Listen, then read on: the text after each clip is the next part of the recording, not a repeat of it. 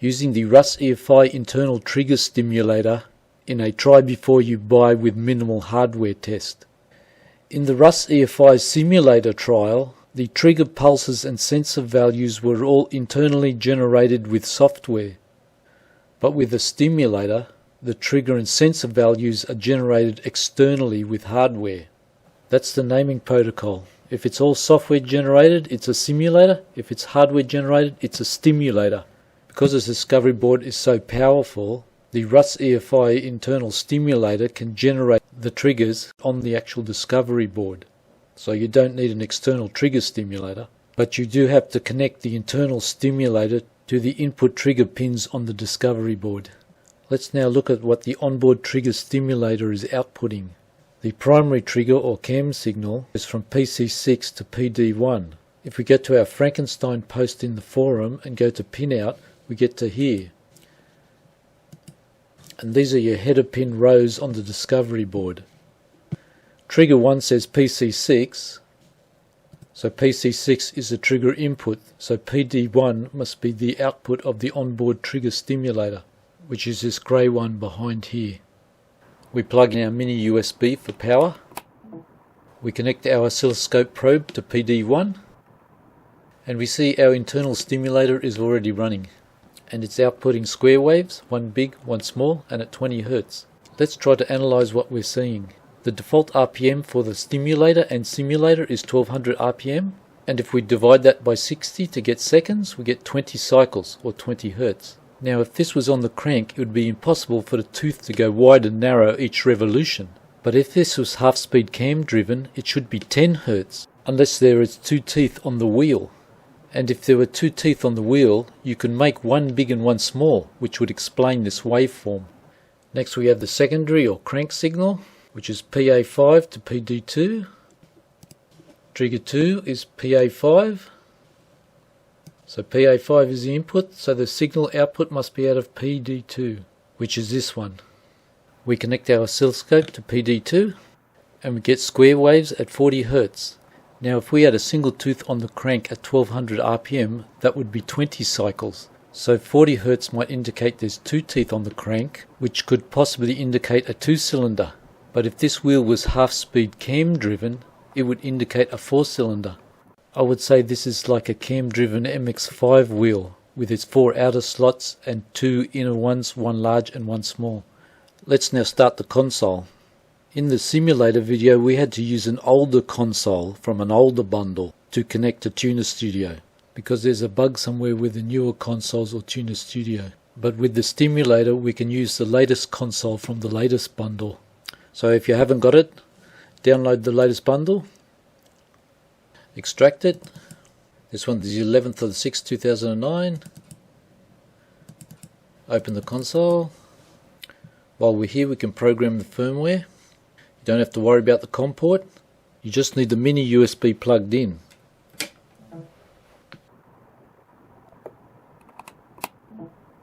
Press program firmware. Hit yes. This takes about 30 seconds. Done. Flashing looks good. This is now where we have to plug in our micro USB.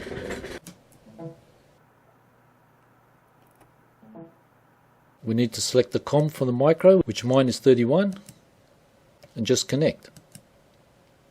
First thing we see on our sniffer is there's no pulses and the RPM is 0. And that's because we don't have the jumper wires connecting our internal stimulator to the trigger inputs. And that shows you that the stimulator and the RusEFI program are two separate things on the same discovery board. Let's now connect our jumpers. Grey is the primary or the cam, and it's PC6 to PD1. My wire is white and this is PC6 and this is PD1. Blue is the secondary crank and it's PA5 to PD2. My wire is black and this is PA5 and this is PD2. We restart the console. Still on COM31 and connect, and we see all our pulses. The first thing you'll notice from the stimulator to the simulator is these numbers jitter. That's because in the simulator it's done in software internally and the pulses are perfect, so it doesn't jitter much. But because the stimulator is real life and subject to the law of physics, there is slight jitters. You can't really expect perfect when you've connected your stimulator to your trigger inputs with some cheap wires. Even the RPM is just a touch out sometimes. Looking at our triggers, the first top two, we have our big pulse and small pulse of our cam, and our regular pulses for trigger 2. We have 2 ignition coils, so it looks like waste spark on a 4-cylinder, 2 injectors, which looks like paired on a 4-cylinder, and the regular map. You can't really do much more than this in the stimulator, unless you want to add external circuitry to simulate sensors and whatnot, because the stimulator only works on real life external hardware inputs. Next is the advanced section with extra hardware.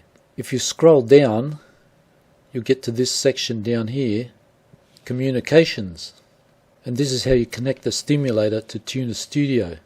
If you remember, in the simulator, console was using the micro USB for communication, so we needed to add another COM port, which was a virtual serial port, so we could connect it to TunerStudio. The stimulator has the same problem. It needs an extra COM port. Where the simulator used a virtual COM port, the stimulator needs a hardware COM port, and that's what this is.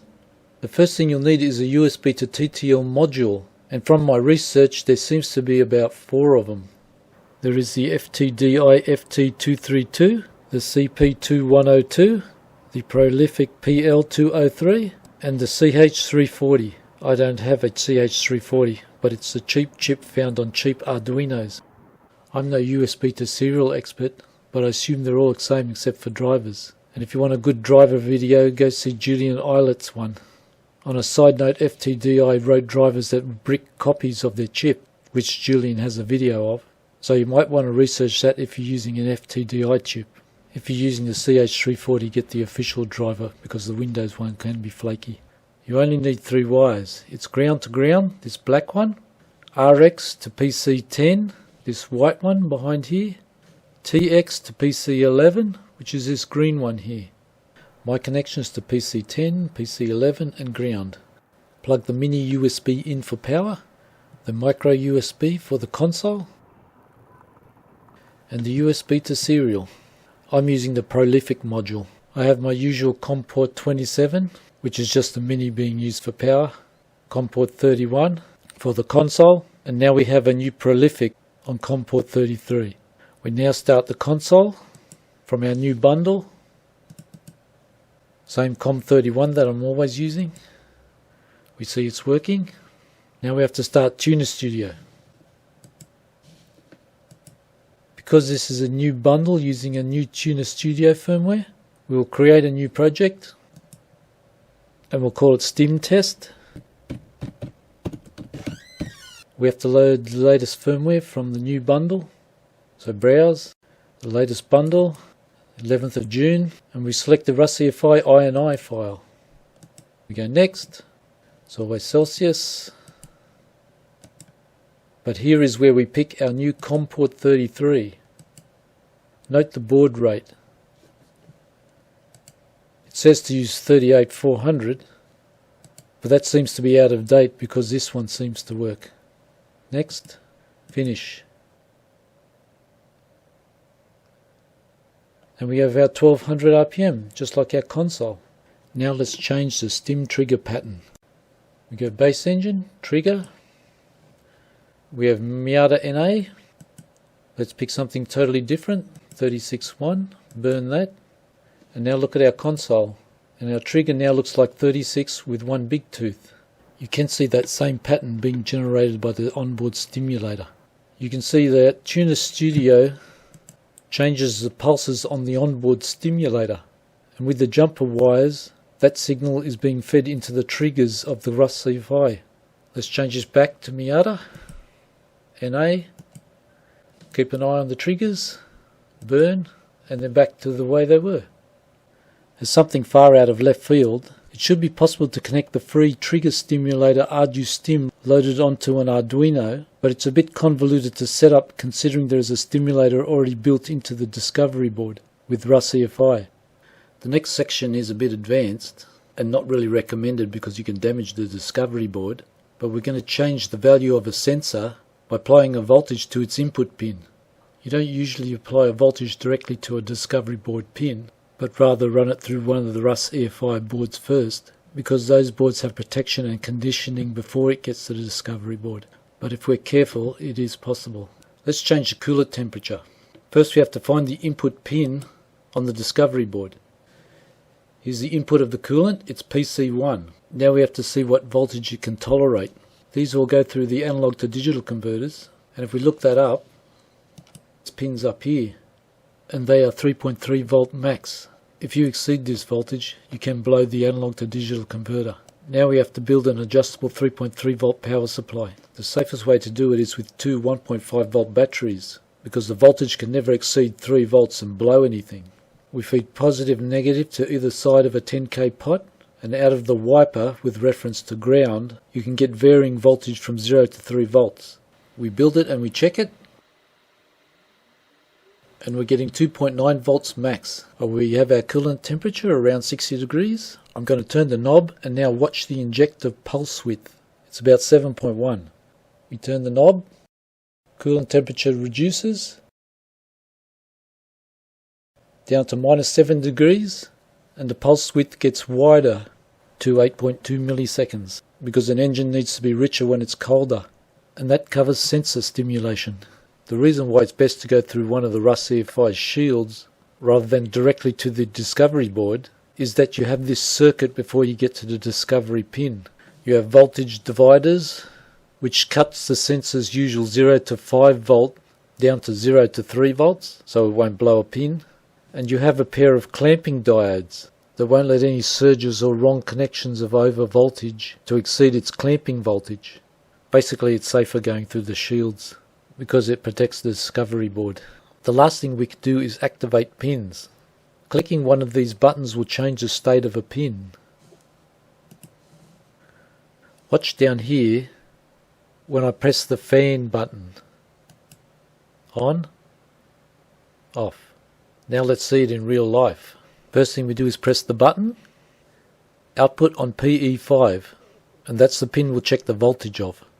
We connect our multimeter to pin PE5 and ground. We press the button and we see 2.9 volts, and that shows the pin is working. You can even test it with an LED. I put a 100 ohm resistor in there to limit the current so it doesn't damage anything. We press the button and the LED turns on. And that concludes all the hardware stimulation you can do on a bare discovery board.